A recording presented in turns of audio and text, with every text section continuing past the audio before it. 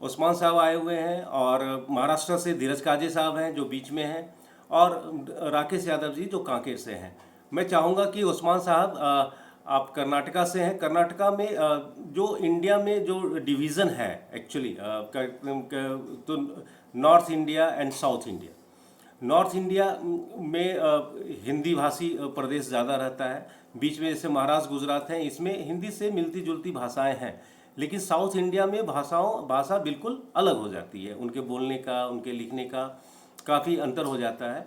और नॉर्थ और साउथ में जानकारियों का आदान प्रदान भी होना बहुत ज़रूरी है, और इसी के लिए हमने चाहा था कि नॉर्थ इंडिया से, मिडिल इंडिया से, कहते हैं महाराष्ट्र से, जो सबसे डेवलप्ड स्टेट है आज के डेट में, वहाँ से धीरज काजे साहब हैं। तो उस्मान साहब, आप बताएंगे कि अगर संस्कृति के लिहाज से देखा जाए, आप बीदर डिस्ट्रिक्ट से हैं कर्नाटका में, तो बीदर के बारे में थोड़ा बताएं, और कर्नाटका में कौन सी भाषा बोली जाती है उसके बारे में बताएं, और उस भाषा का महत्व क्या है, और वहाँ की सांस्कृतिक परिवेश कैसा है आपके एरिया में, उसके बारे में थोड़ा सा बताएं। नमस्कार सभी लोगों को। मैं सबसे पहले इंडियन हैंड न्यूज चैनल का दिल की गहराइयों से शुक्रिया अदा करता हूं कि आज इंडियन हैंड्स न्यूज चैनल पे हमें बुलाया गया है। मैं वैसे तो कर्नाटका स्टेट में रहता हूं। कर्नाटक स्टेट बीदर डिस्ट्रिक्ट एक बहुत ऐतिहासिक डिस्ट्रिक्ट है। यहाँ पर राजा महाराजा, बहमनी, मुगल, बहुत सारे सल्तनतें आए गए। उसके बावजूद मेरे बीदर डिस्ट्रिक्ट में तमाम कौम मौजूद है। यहाँ पर लिंगायत कौम मौजूद है, मराठा का है, सिख है, ईसाई है, जैन है, बुद्ध है। सभी धर्म के लोग यहाँ बहुत प्रेम रहते हैं। और यहाँ पर गुरुद्वारा भी है, मस्जिदें हैं, मंदिरें हैं। तमाम लोग आपस में एक दूसरे से मिलकर अपने अपने ईदें, अपने अपने त्यौहार मनाते हैं और बहुत प्रेम से रहते हैं। यहाँ पे लैंग्वेज के हिसाब से स्टेट लैंग्वेज कन्नड़ा लैंग्वेज है।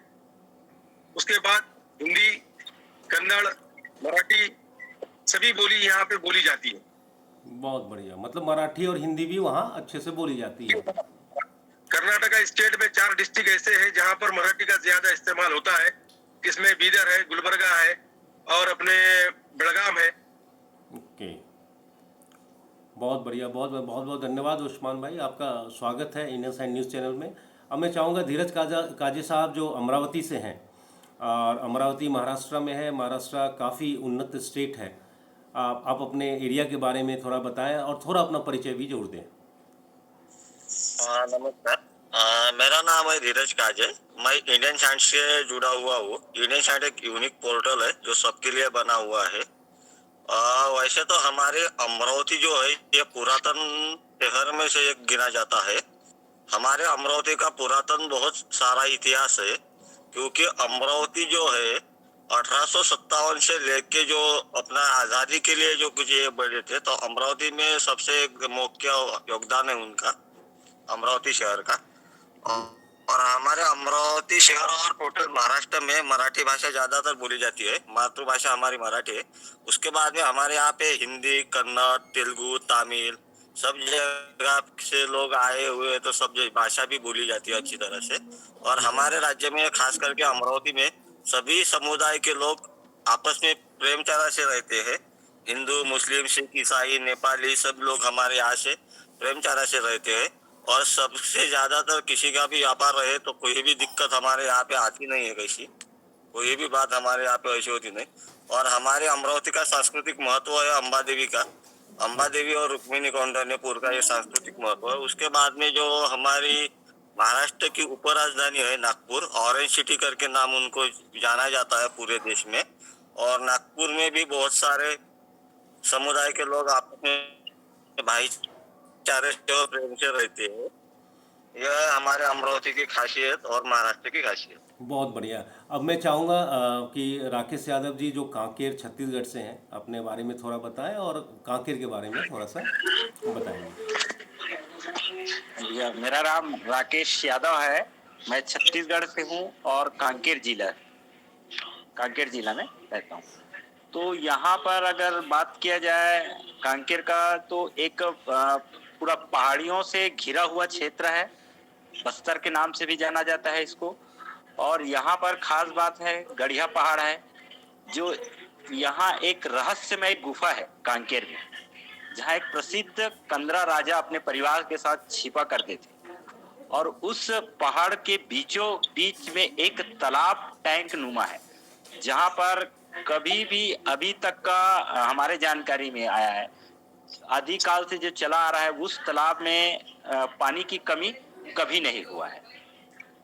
और इस कांकेर के हृदय स्थल में एक शिवानी मंदिर बसा हुआ है, जो धार्मिक स्थलों में इनको बहुत दर्शन के क्षेत्र में माना जाए, जैसे काली है, दुर्गा है, ये समर्पित मंदिर है। यहाँ पर सबसे प्रसिद्ध धार्मिक स्थलों में गिना जाता है इसको। यह कांकेर के सबसे पुराने मंदिरों में से एक है, जहाँ रोज श्रद्धालुओं का आना आवागमन।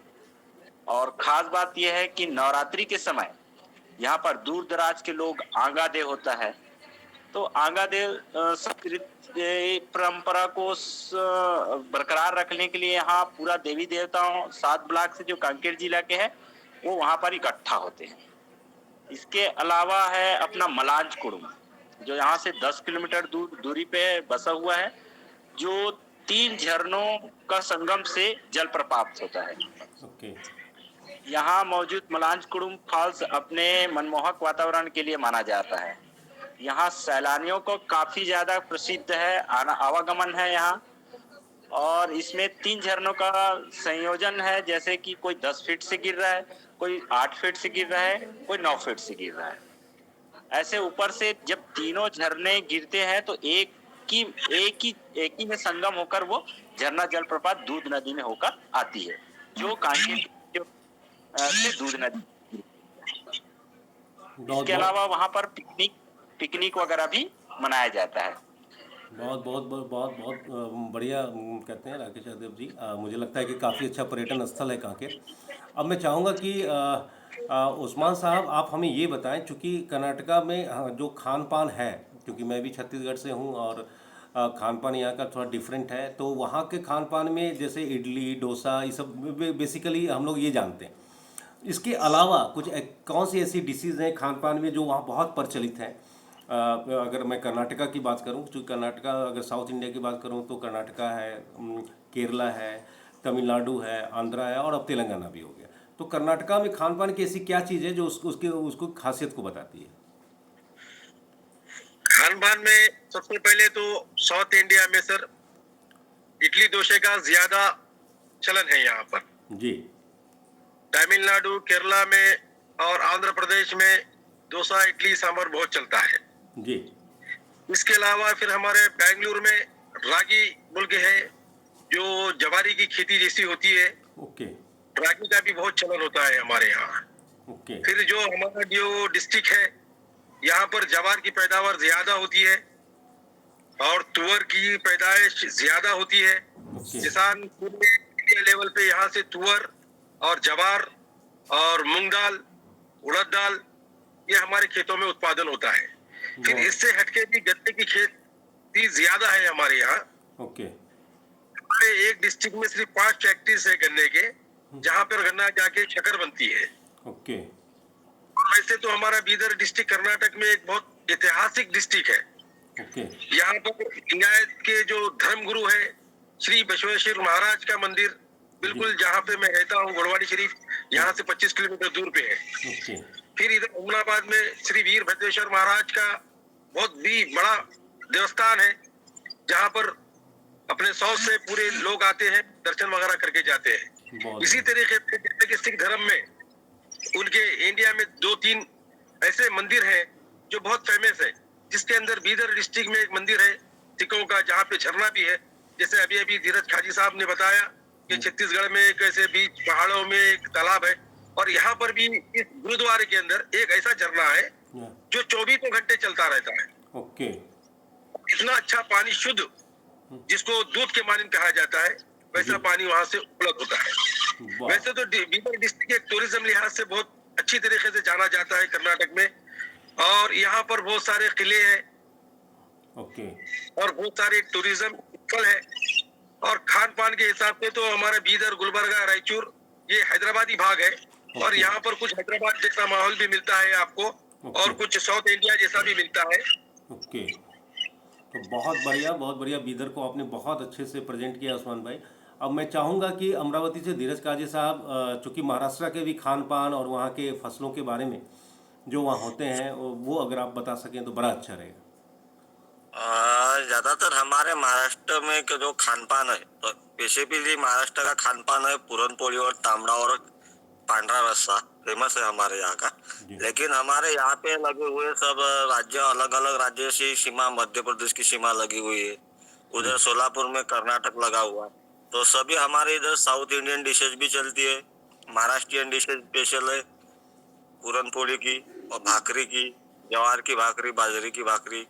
उसके बाद में हमारे यहाँ पे खेती में उगता है गेहूं, धान, भंडारे में धान लगता है, उसके बाद में गेहूं लगता है, उसके बाद में चना रहता है, मूंग दाल रहती है, तुअर रहती है और कपासी रहती है। ज्यादातर हमारे यहाँ पे कपासी का ये है, और ऑरेंज है, यानी संतरी की बागें, ज्यादातर बागें रहती है हमारे यहाँ पे। जी जी। और हमारे यहाँ पे पर्यटन स्थल भी है, चिकलदरा है अमरावती डिस्ट्रिक्ट में, चिकलदरा है, मुक्तागिरी है, शेमाडो है, और गुरु नानक जी की भी एक जैन का भी एक ये है धार्मिक स्थल है हमारे यहाँ पे। वो शेमाडो से लग के 15 किलोमीटर है। वहाँ पे पुरातन लेनी है, वहाँ पे बहुत सारे पुरातन लेनी है। और एक हमारे यहाँ से अंबा देवी का जो अमरावती का मंदिर है, वहाँ से एक गुफा निकली हुई है, वो जाके सीधा पंढरपुर के लिए निकलती है। ओके। वो अंडरग्राउंड गुफा है पूरी। अमरावती से अंबा देवी पेट से लेते हुए माहौर में जाती है, रेणुका देवी के यहाँ पे, उसके बाद में पंढरपुर में निकलती है वो। फिलहाल वो गुफा बंद है किसी वजह से, इसके लिए ऐसा हमारा पूरा महाराष्ट्रियन ये है खान पान में। बहुत बढ़िया। राकेश यादव मोगरी कहा जाता है, और उस आपका पूरा बेल्ट जहाँ तक मैं जानता हूँ आदिवासी क्षेत्र है, तो वहाँ के खान पान के बारे में, वहाँ के लोगों के रहन सहन के बारे में अगर कुछ प्रकाश डाल सकें आप राकेश जी।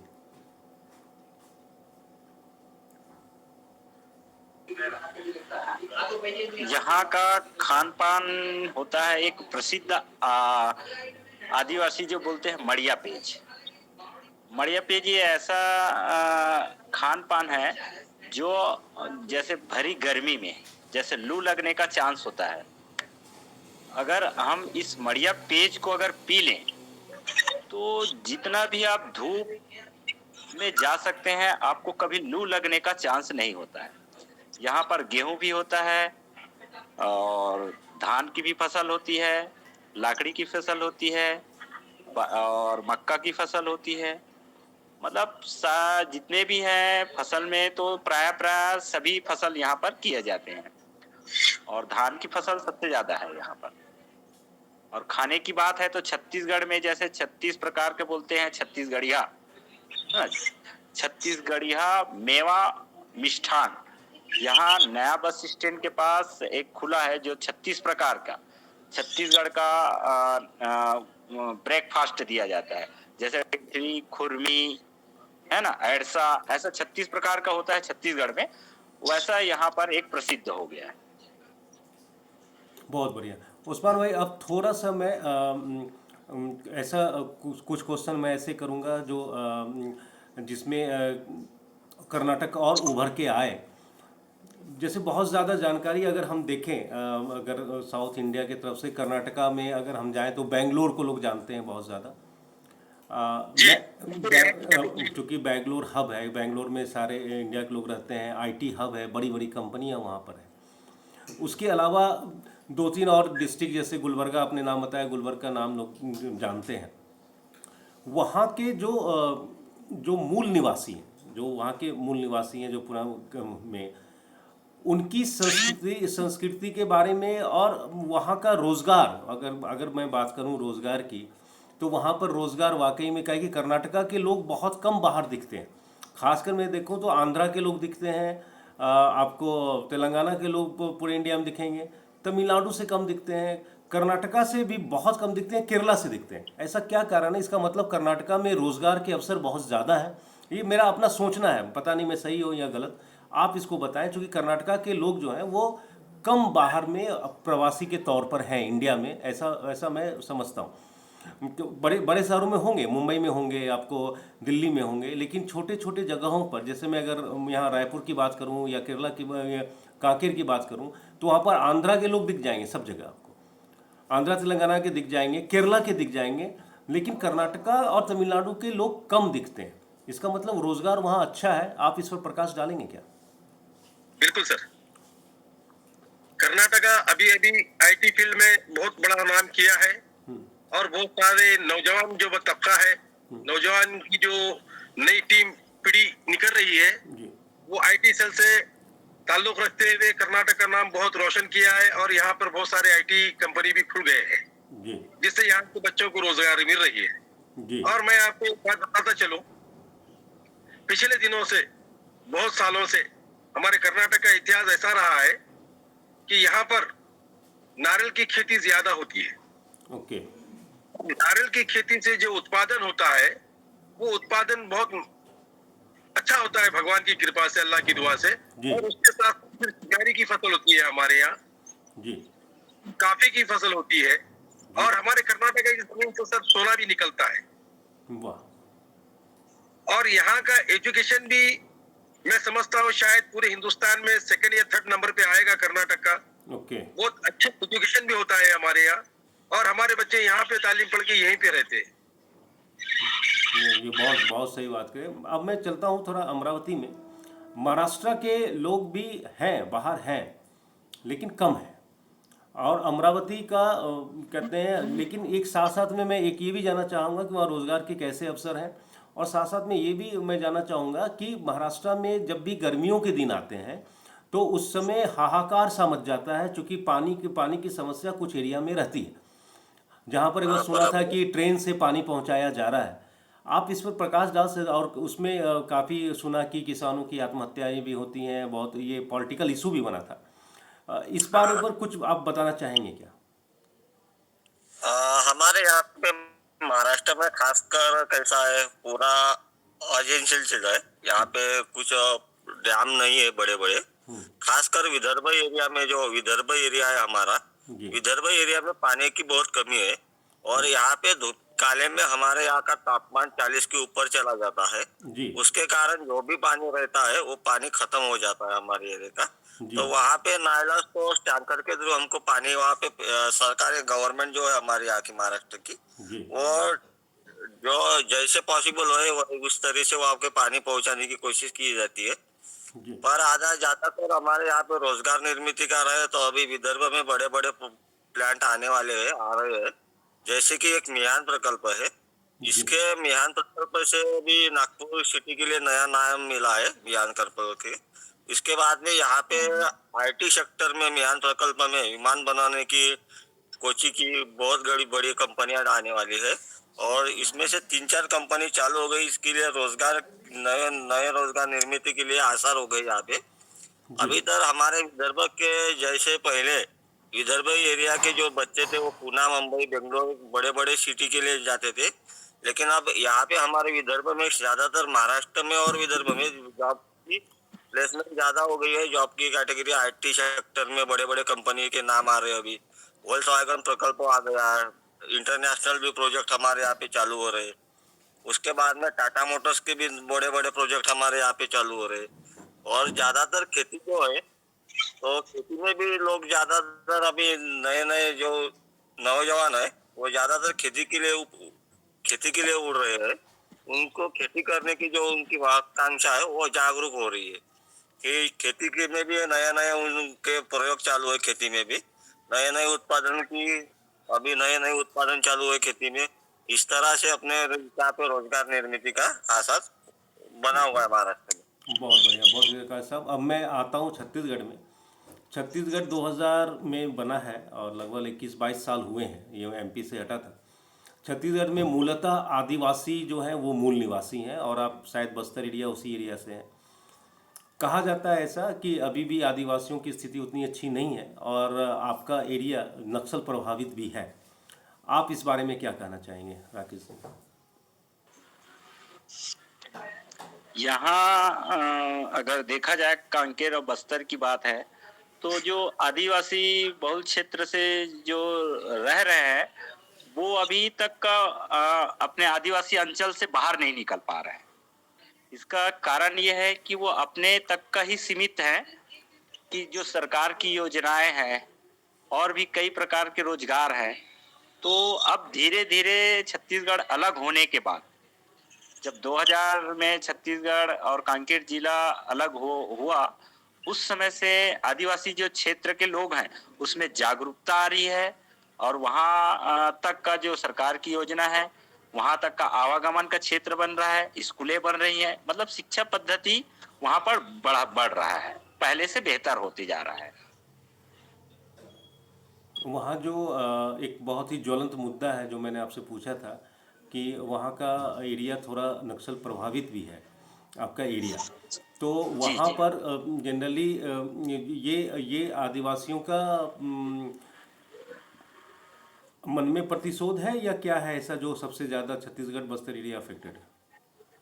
ये क्या होता था, जब अपन इसके 20 से 30 साल पहले अगर निकलते हैं तो क्या होता था, जो आदिवासी क्षेत्र के लोग जहाँ रहते थे उन लोग, तो वो एक उन लोग ये बनाए सलवा जुड़ुम करके, मतलब आदिवासी लोग आपस में मिलकर अगर किसी को न्याय दिलाना है तो उसके लिए आपस में एक नक्सली नाम से दे दिए, उनके नाम नक्सली, लेकिन वैसे नक्सलवादी नहीं थे वो।